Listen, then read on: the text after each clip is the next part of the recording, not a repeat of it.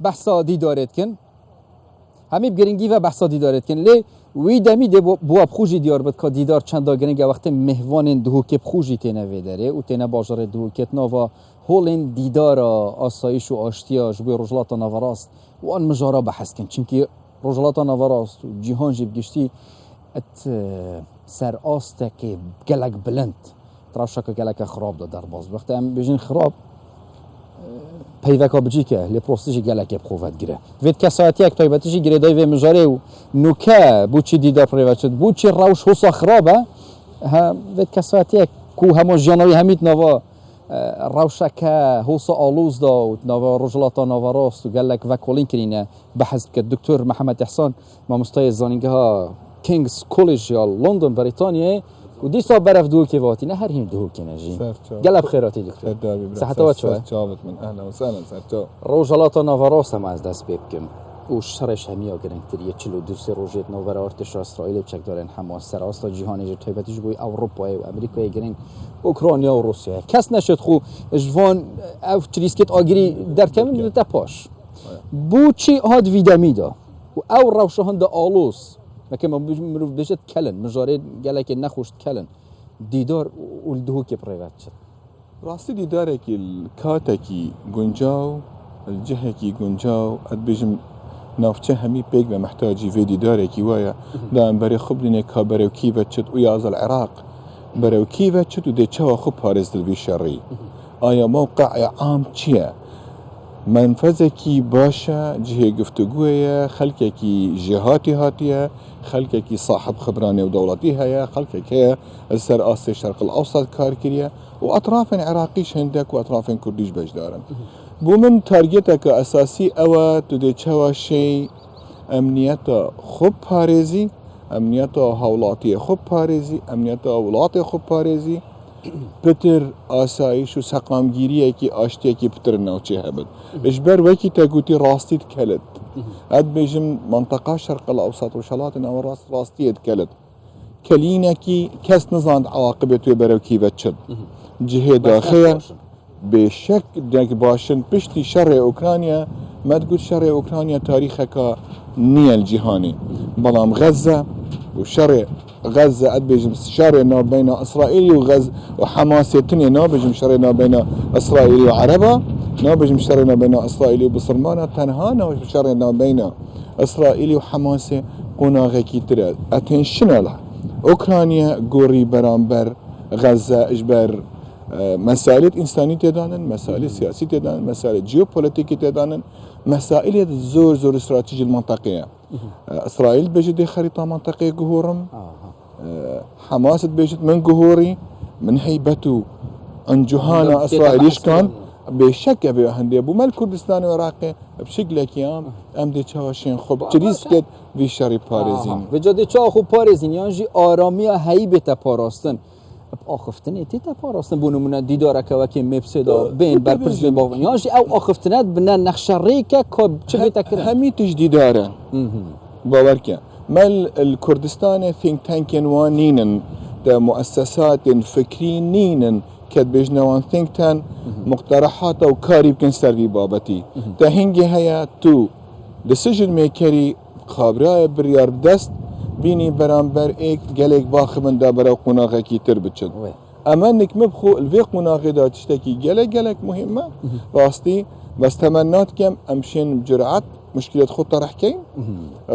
جانبه کی اکادمی دیرش عاطفه برای خوب دینا وضع عام منطقه کابره و کی بچد وگوی خوب دینا ایکدو قبل کردن و فکرت برانبر ایکدو کین نک وابید از طرفک بیشتن سيناريو من زالة نخي سيناريوهاته هيك راسته لازم العواقب توي جهه داخل قالت تشتري جهه البري تبري خب دي يعني ادبيجم ديداركي و لازم مور اكاديميك بد ديداركي راستي جانبكي اكاديمي تيازال بد نك ببت جهه منبركي خطاباته هر كسك بيجبر ما قال جاراديتي العراقي هند بريك الكردستان يجي تحدكي بن منبركي خطابي اماناتك انه كمنطقه محتاجي گفتگوه کی جدیه ما بوچون اخو هبد ام گوی خوب دی نوی خلک صاحب خبره یعنی خلکی کی گلک جهاتی خلکی کی گلک بسنگ راستی ده بجدار دکتر هز بحثی بکم کساتین هنجا و پسنگ جالی آسایش و آشتی و رجالات نوراست جهان بیشتر ده حاضر بن نیف بین کاریه که بکن شنی که هنش لندن جهاتی نه چتم هاوس هندوری جی بجدار بین دیدارا چتم هاوس مپس و چتم امشین بیشین ها دو نمونه گله که جوان نزدیکی کن لی بشک هر دود بنا منبرك استيجا کی گفتگویه بلام چتم هاوس توش آگیری دیری توش شيب اعصابك تر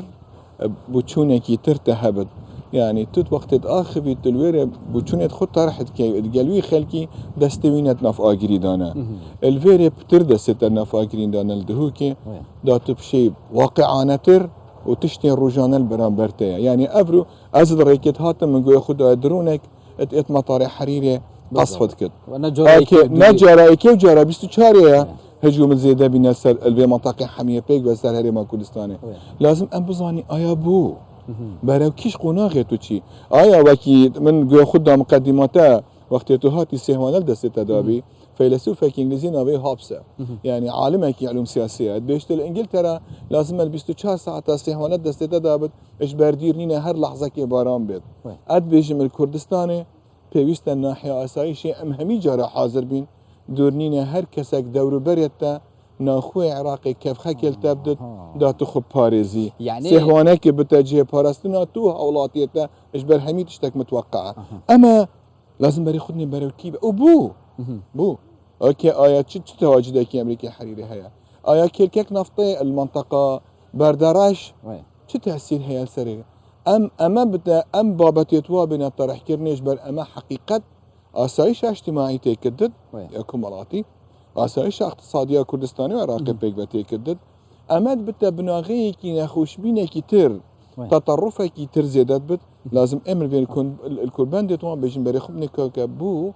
ايا ريكا قصيل حريري راتشد ايا ريكا قصيل البردرش شركه كاري ان خلكي بفيت بشت قصي داغير رزقار كد ريكا دياره دكتور هم تبحث سيوان يجي كل دسبيك ما بحث كر اوا مفسي جار راكري جوي خو گرتنا وان همي سياست وانا بر پرسم سر استا جهان رجلات نوراست گريداي آسایش و آشتی حتی چرا ده اتکارت ببته گهورینا تیروانینا وان کساتیان سر کردستانه بیجن ورن سکنی خود شاف خوب ببینه ما مشكلة كهل بمنطقة همية مشكلة الشرق الأوسط بصورة عامة گفتگونية كوميونيكيشن مشكلة خلالها أساسي البيري السر همي آستا ام نظانين قالي كدو باخرين راستي هر كسك تخيلك كد خلقك هي البغداد نشتي تخيلك كد وهمك بخود دروس كري سر كردستاني وبرياري سروي خونيدد او دراوي خلق كري هكتوي خلقي بيني برانبر يكور النخاري گفتگو كبد دانستاندن كبد ديدار دائمي هبن تمنات كم زور ديدار هبن الحبديري هبت الدهوكي هبت سليماني هبت بكاركي راستي ديدارك برانبر اشتي وسقام جيري الفيناوچه بشك دي باشتر بد هكر زوربي مشاكل يتمن فيناوچه از بحث كردستان وعراق ناكم زوربي مشاكل گفتگوكي جدي ديداركي تمام مدقلي كدنينا آخفتنا كا تمام نينا نقصك تمام الكوميونيكيشن هي دكتور أستاذ بيجم أبا كردستان كتل تشاف أبا رجالات نوراست هيا باشه مثلا همي قاوا هوليري هول داي بشتا بغداي ديداري بكت قو تو بيجا تو مجبوري بام حقيقة تو كابراي كي مشككا تجي المشككا فالا ندد عمل دهوكي ود بيشن راستي تاتشتكي هي تاوا كري بخوينا قالكي تاتشتكي هي تماندي بي حتى تاوا كري خلكك هي بوي هيج مشكله نيه صباي برسر برينا مينت تشتكي نورمال دافي بجاج برهند انا خير بي تي في زياتر ام بتين وزياتر ام جفت بكين زياتر دي دارج مهبن كردستان بوي تجاي كي هكت بري خب دينا وشرق الاوسط هميه بيك باور كي اد بيجم ديدار كردستان فعليت انا كرني بو كبو كيشن نيو دولتي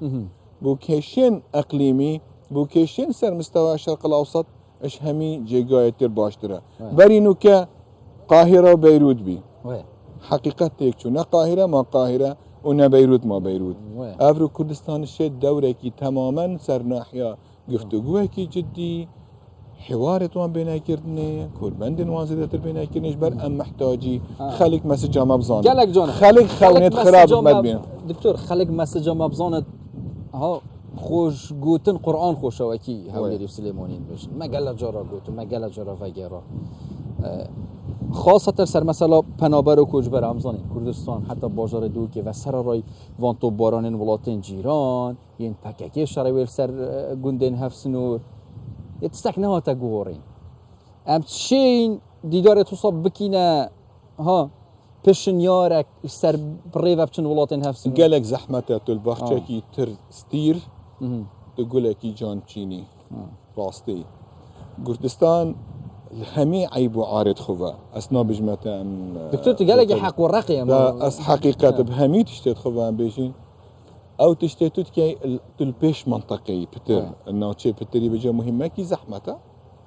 اس حق وراقه مش بس كابرا كي كردستان برسم اسنا كابرا كي خو برسم حقيقه مدفيت راستي ودنيا ما بتصوج ازا اينده شيء وقت التلفزيون كبت تو بريخو دي مخاطر الدوري بريخو لازم ترازقو بي وهيك ترازقو نبي قال خوش برمل كردستان هند منافق وبوقتي انا ادبيجن بس دكتور قال سباس دكتور محمد حسن مستيصن وسياسات وان تو قال بخيراتي هيجي الفيرينا هيجي دت نوفا بانيل دا نوفا دي دور دا باش ضرب ديكو دوبيني سيدات قال سباس هربجي